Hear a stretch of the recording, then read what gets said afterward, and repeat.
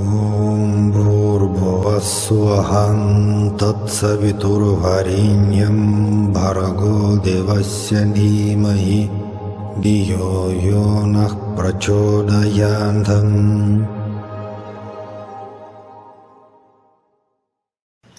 So namaste everyone. Today my guest Paul Callaghan from New York.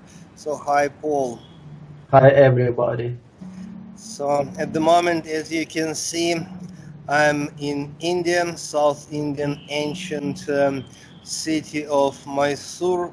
Very famous for the different yogic traditions, schools everywhere. So here, so many ashrams. So wonderful place to be. So let me remind our viewers that you, Paul, is the Shivananda Yoga master, yoga teacher, and of course Shivananda Yoga is very famous all over the world, especially in the United States and in Europe. So by the way, in Germany especially. And I'm practicing and teaching Kriya Yoga, so I'm a Kriya Yoga master, also very famous, mostly meditation, but not only meditation, maybe first of all tradition. And it's very interesting that we have a unique chance to discuss so many topics, questions, in the light of both these very respectful traditions. And today we're going to speak about physical body and spirituality, good health, etc. And of course, for many Westerners, okay, it's obvious, more or less, that we have to take care. I mean, we have to enjoy strong health, and it's not at all contradiction for the spiritual evolution. That even sounds strange if somebody is trying to put it in such a way. But at the same time, in Vedic Hindu tradition and in Buddhist tradition, and let us remember in some branches of Christian religion, that's not so obvious. And many people who belong to the, for example, Roman Catholic Church or Buddhist or Hindu people, and there are many Americans who, with a Christian and Jewish background, they're so interesting in involved in like Buddhist and Hindu schools and traditions. And for many masters, it's looked like that physical body is something sinful, kind of obstacle. And if you are as a yoga practitioner trying to protect, support, all this flesh, sinful and awful, many esoteric people may say, oh, no, you are not so spiritual, not spiritual enough. Okay, what can you say about what is the your personal, as usually, of course, your personal meaning is extremely important, and as well like Shivananda yoga tradition. What does it mean physical body for us according to the Shivananda yoga school? Yeah. According to Shivananda Yoga School, the physical body is it's pretty important tool for towards to achieve God, like enlightenment. Very important. I know, like you said, like many schools, many masters just kind of ignoring it. Like kind of. I'm not saying like I'm criticizing too much, but I saw that like they jumping into the meditation right away. They can't even sit properly. The spine not well. Like if you don't have like exactly like very stable pose, like it's very difficult to do some, almost impossible to do some techniques, let's say. It's the first thing what I want to say. And another thing, from my point of view, it's very important for the Westerns.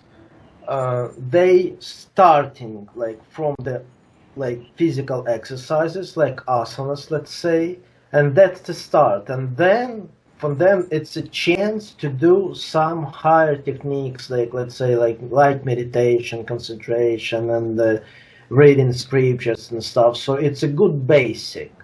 So that's very important.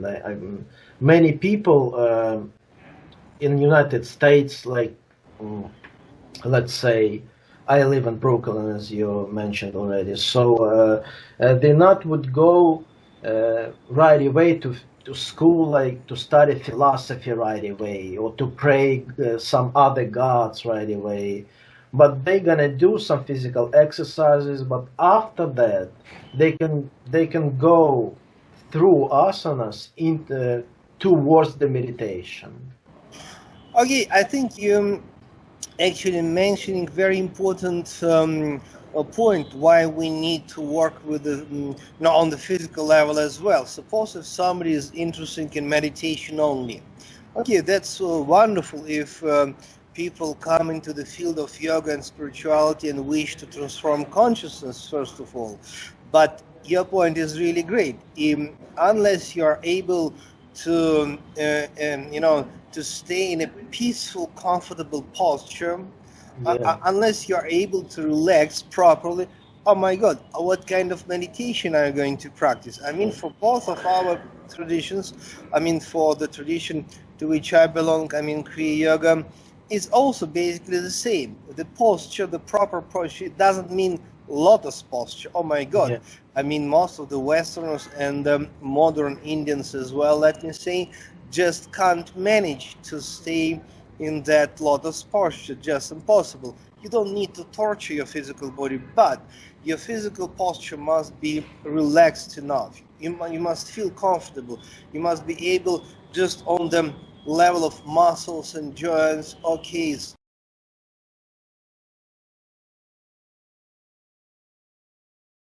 first we have to stay relaxed on the physical level. And okay, esoteric tradition insists that actually our physical body is continuation of our consciousness. And even modern science, okay, thanks God, came to such a point of understanding that, I mean, on the very, very, very, very subtle level, there is no any matter, there is no any flesh, but actually pure energy. Oh my God, even science are able to prove that actually Shakti, the energy, okay, is what is the reality, the subtle reality of matter. And it means to work with consciousness, you have to enjoy peace of your posture.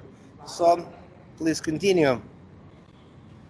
Yeah, you already mentioned like very important stuff also, and um,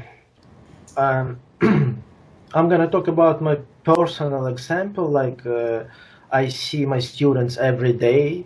It was like just 2 hours ago, and every time, like all the time, like each, like, let's say session training, we're starting with the comfortable pose.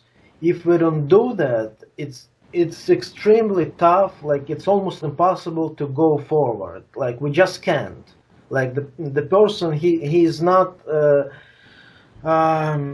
mentally and physically relaxed, and not just relaxed, comfortable enough. Yeah, he's not ready for that. Like he's doing, like, let's say for pranayama, for the breathing exercises, and I'm personally always touching them, the spine and stuff, like, and we're looking for in the beginning of the lesson, we're looking for the comfortable, not just pose, for the comfortable, let's say, atmosphere, even, like for the comfortable, like floor, for the comfortable, let's say, temperature, physical stuff, physical level. Yeah. So if it's too hot or if it's too cold, for yoga, especially for Shivananda yoga, he mentioned it a lot about it. He told like many things about it. It should be golden middle, like Buddha said. Like it's like yoga,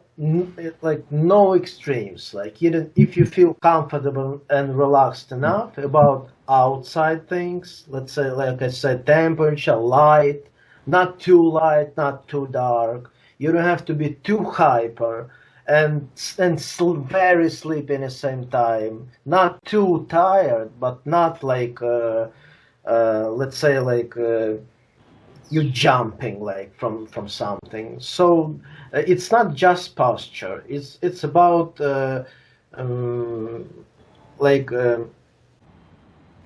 basics, all basics on all levels, on all physical things on a physical level to prepare it. Even yoga mat, like so everything should be pretty much in a place, and then you can do it very Yeah. successfully. If you skip it, uh, you're not gonna be. It's gonna be very difficult to do others. Yeah. Yeah, So it's absolutely, and okay, it's nice to quote Christian Bible letters by Saint Paul. Okay, who told us that actually physical body is the temple for the spirit, and that's I believe that in the Protestant church they understand it pretty well. Jewish tradition is also never denying physical aspect, but such branches of Christianity like Roman Catholic Church, or Orthodox Church, doesn't matter, Greek or Russian, so they of course can slightly deny physical aspect, and it's a very uneasy situation for the Vedic Hindu tradition, because if you just take, let us say, Bhagavad Gita, there is no any denial. I mean, it just must to work with this world, and Krishna in Bhagavad Gita never denies actually existence, which he created in the very first place. And of course, some great masters, anyway, they put this idea in a totally different way.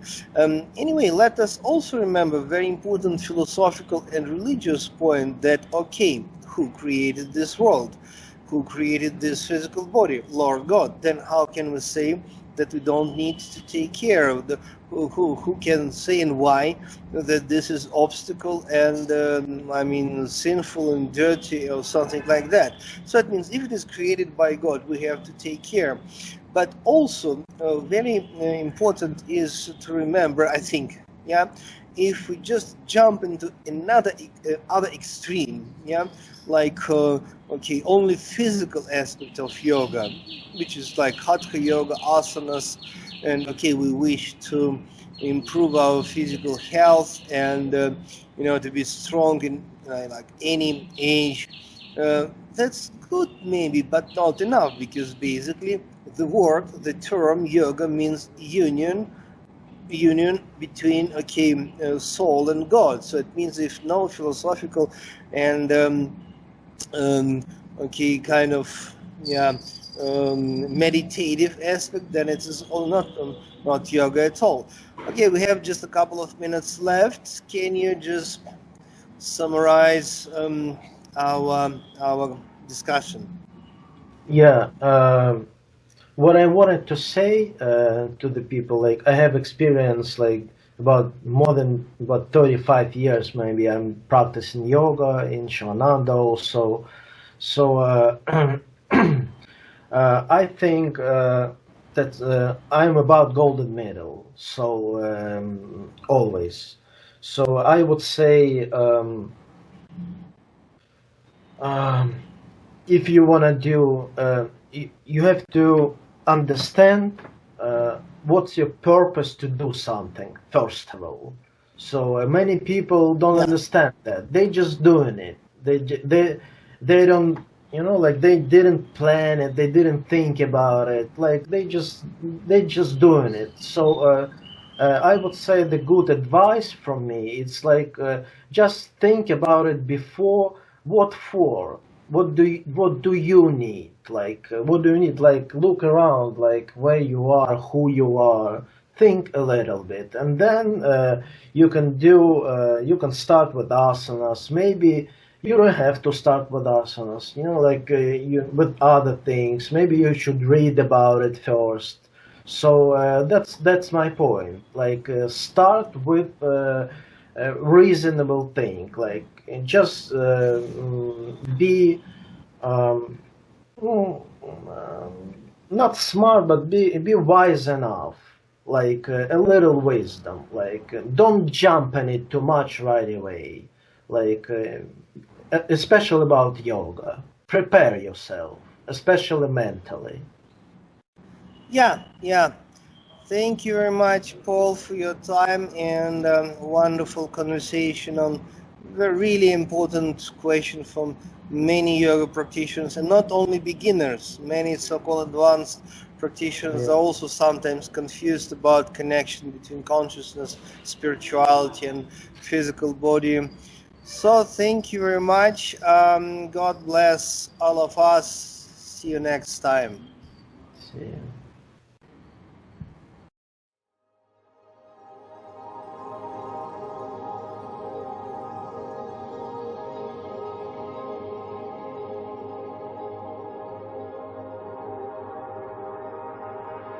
ॐ भूर्भुवस्सुवहं तत्सवितुर्वरेण्यं भर्गो देवस्य धीमहि धियो यो नः प्रचोदयात्